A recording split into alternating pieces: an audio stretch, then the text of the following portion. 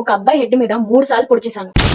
అయితే నేను 3rd class లో చదువుతున్నప్పుడు లంచ్ బ్రేక్ కి ముందు పీరియడ్. ఆ పీరియడ్ అప్పుడు లైక్ మ్యామ్ వచ్చారు, ఏదో వర్క్ ఉందని చెప్పి బయటకు వెళ్ళారు. ఇంకా అల్లరి చేస్తూ ఉన్నారు. ఒక పర్సన్ ఉంటాడు, వాడి పేరు వేరేది ఉంటది. మనం ఇక్కడ ఎస్ తో స్టార్ట్ అవుతుంది కాబట్టి సాయి అని పేరు. వాణి వీని అని టీజ్ చేస్తున్నారు అని చెప్పారు. అలా పిలవకు నన్ను అని మళ్ళీ అదే రిపీట్ చేస్తున్నాడు. సరే చూసా అని వీని వాణి అని ఇలా ఇరిటేట్ చేస్తూ ఉన్నాడు. చాలా ఫ్రస్ట్రేట్ అయిపోయింది. నటరాజ్ పెన్సిల్ ఉంటది కదా, తీసుకొని 3 టైమ్స్ ఇట్లా పోక్ చేశా. పక్కన ఉన్న అమ్మాయి చూసింది, ఇట్లా చెక్ చేసింది. దాన్ని నన్ను చూసింది, వస్తే బ్లడ్ వస్తుంది అని అన్నది. నేను బయట ఏమో ఓ అవునా ఓకే అని అన్నాను. దాని తర్వాత నాకు లోపల ఎలా ఉండే అంటే, బాబాయ్ నా పని అంతే టెన్షన్ అయిపోయింది. బట్ బయట ఏమో ఓకే అని చెప్పి నా పని నేను చూసుకుంటున్నాను. బ్రేక్ అయింది. బ్రేక్ అయినాక వాష్రూమ్ కి వెళ్ళాను. వెళ్ళి వచ్చేయగానే 2 అబ్బాయిలు వచ్చి ఇద్దరు అన్నారు, సో ఈ సాయిని ఇలా పొడిచావంట కదా అంటే, అవునా నాకేం తెలియదు.